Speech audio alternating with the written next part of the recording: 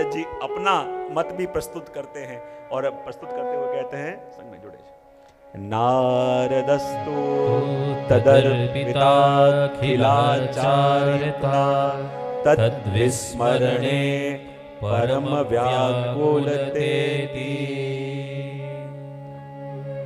अब देखो, जब सभी की व्याख्या बता के नारद जी भी अपनी व्याख्या दे रहे हैं, तो इसमें जरा भी ऐसा मत मानना कि सभी के संग अपना मत श्रेष्ठ साबित करना, बोले नहीं। नारद जी के अंदर इतनी सहजता है, कह रहे हैं कि देखो ये भी दृष्टि से देखो, इसी दृष्टि से भी देखो, इस बाहरी से भी देखो। जैसे आप त्रिवेंद्रम इत्यादि जाओ पद्मनाभ स्वामी के दर्शन करने, तो वहां 3 द्वार से दर्शन होते हैं। इस द्वार से भी देखें तो प्रभु के मस्तक के, इस द्वार से श्रीअंग के, इस द्वार से चरणारविंद के, तो वो दर्शन तो प्रभु के ही दर्शन है, चाहे किसी भी खिड़की से आप कर रहे हो, किसी भी द्वार से आप कर रहे हो। उसी प्रकार नारद जी कह रहे हैं कि भक्ति महारानी का ये मंदिर यानी भक्ति सूत्र है। ये भक्ति सूत्र क्या है? ये भक्ति महारानी का मंदिर है। और ये मंदिर ऐसा है कि जो 84 खिड़कियों से या 84 द्वार से दर्शन होते हैं, और एक एक द्वार से हम दर्शन करते जा रहे हैं। और वहाँ दर्शन कराने वाले अलग अलग, ये जो 3-4 द्वार ऐसे हैं कि जहाँ दर्शन कराने वाले 4 ऋषि विद्यमान हैं। और ये 19वें मंत्र के अंदर, 19वें सूत्र के अंदर स्वयं नारद जी अपन को भक्ति का दर्शन करा रहे हैं और कह रहे हैं कि नारदस्तु तदर्पिता खिलाचारिता तद विस्मरणे परम व्याकुलतेति। नारद जी कहते हैं भक्ति क्या है? तो नारद जी कहते हैं कि सभी कर्मों को भगवान को समर्पण कर देना ही ऐसा जीव कि जिसने अपने सभी कर्म, अपने सभी जिसके कार्य भगवान को समर्पित करके ही होते हैं, और उसकी ऐसी दशा कि एक क्षण के लिए भी प्रभु से दूर जाना हो और उसको इतनी व्याकुलता हो जाए, इतनी व्याकुलता हो जाए कि उसका जीवन जीना असंभव हो जाए, तब मानो ऐसी अवस्था को कहता हूं भक्ति है। सबसे पहले क्या कहा? तदर्पिता खिलाचारिता, कि जो भी वो करे वो भगवान को समर्पित, वो कोई भी कार्य करे, कोई भी प्रवृत्ति करे, उसका सब कुछ भी करना भगवान के लिए ही होता है। और ऐसी अवस्था कि तद विस्मरणे परम व्याकुलतेति। और ये विस्मरण यानी क्या? एक क्षण के लिए भी प्रभु को भूले, एक क्षण के लिए भी प्रभु का ध्यान उसके मन में से जाए, और ये विस्मरण उसको लगे कि मेरी मृत्यु हो गई, क्योंकि शब्द ही है विष और मरण, ये दोनों को मिला के होता है विस्मरण। विष यानी विषय, क्योंकि एक क्षण के लिए भी प्रभु को भूले तो संसार का विष आके लगे, और संसार का विष आके लगे तो जीव का मरण हो, वही है विस्मरण। इसलिए यहां कह दिया कि विस्मरणे, और एक क्षण के लिए भी प्रभु को भूले। और कैसे कैसे भगवदीय अपने वहां हुए ना, कि एक क्षण के लिए भी प्रभु को भूले, और क्या दशा हुई। कुम्मनदास जी को कहीं भेजा, कुम्मनदास जी कहीं गए और एक क्षण के लिए प्रभु से दूर गए, और कहना पड़ा किते दिन वे जो गए बिनो देखे। अभी तो कुछ क्षण व्यतीत हुए हैं और कुम्मनदास जी को लगा कि प्रिय से दूर गए, कितना समय व्यतीत हो गया।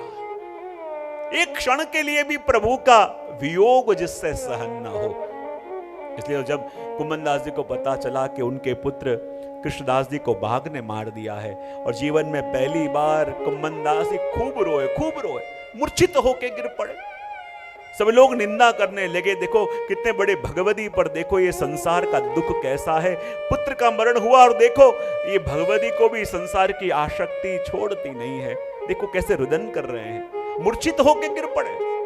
और तब वहीं गोसाई जी आए और कहा, अरे तुम कुम्मनदास जी को क्या जानो। कुम्मनदास जी इसलिए नहीं रो रहे कि उनके पुत्र का मृत्यु हुआ, कुम्मनदास जी इसलिए नहीं रो रहे पुत्र मरण हुआ, कुम्मनदास जी तो इसलिए रो रहे हैं कि 16 दिन का सूतक पड़ा और भगवत सेवा उनकी छूट गई। और जहां पास आके कहा, कुम्मनदास चिंता न करो, तुम्हें कल दर्शन कराएंगे।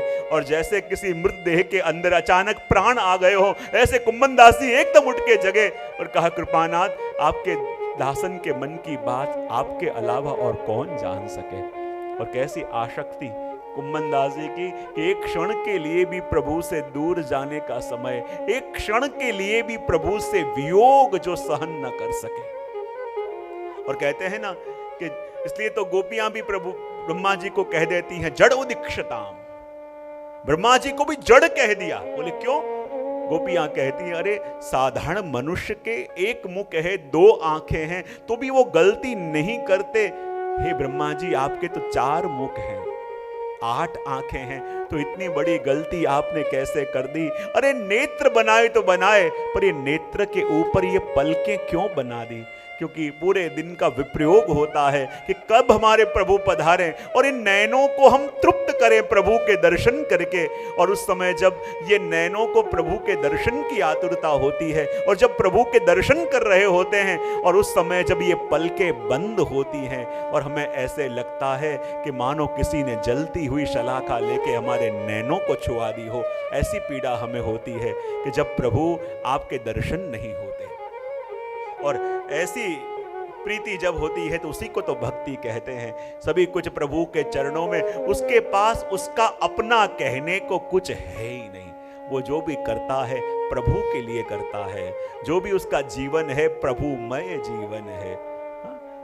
कहते ना, कई जो लोग ऐसे होते हैं कि जो कहते हैं कि बस हम जिस दिन ब्रह्म समझ लिया हमारे सब वस्तु के मालिक तो प्रभु हैं। वो दौड़ रहे हैं इसलिए क्योंकि आके मालिक को जवाब देना होगा, कार्य कर रहे हैं इसलिए मालिक को जवाब देना होगा, क्योंकि ब्रह्म समझ लिया, सब कुछ उसको सौंप दिया और उसकी वस्तु को संभालना वो भी तो सेवा हो गया। जो कर रहा है प्रभु की सेवा हो रही है, जहां जा रहा है भगवत कार्य कर रहा है।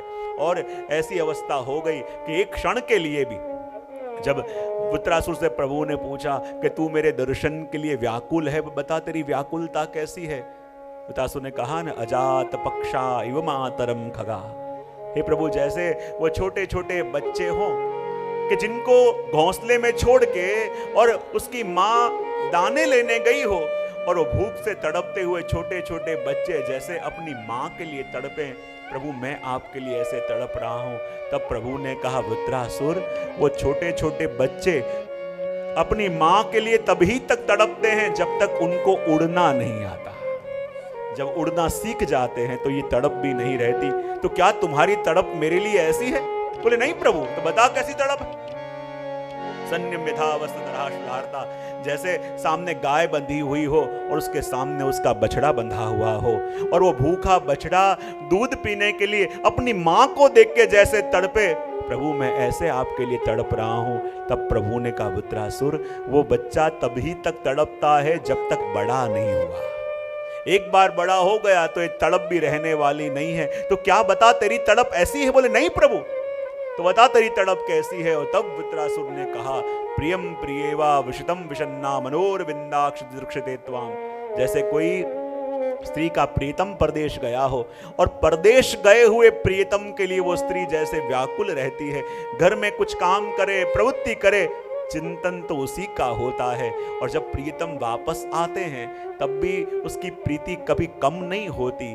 और ऐसे अखंड जो प्रियतम के स्वरूप में, उसके चिंतन में जो मत रहता है, उसी को कहते हैं भक्ति। कभी बढ़े कभी घटे ना। देखो, और प्रभु का विस्मरण यानी का क्या? प्रभु के सन्मुख जब अपन होते हैं ना, तब अपन बड़े अनुकूल रहते हैं। जब अनवसर में यानी प्रभु से दूर होते हैं तब अपना जीवन क्या है और उस जीवन में, उस समय में अपने लिए प्रभु क्या है, इसका परिमाण है कि अपने लिए प्रभु क्या है। एक क्षण के लिए भी प्रभु से दूर होके जब वो ताप होता है, उसी को भक्ति कहते हैं। ये बात यहाँ नारद जी ने 19वें सूत्र में कही।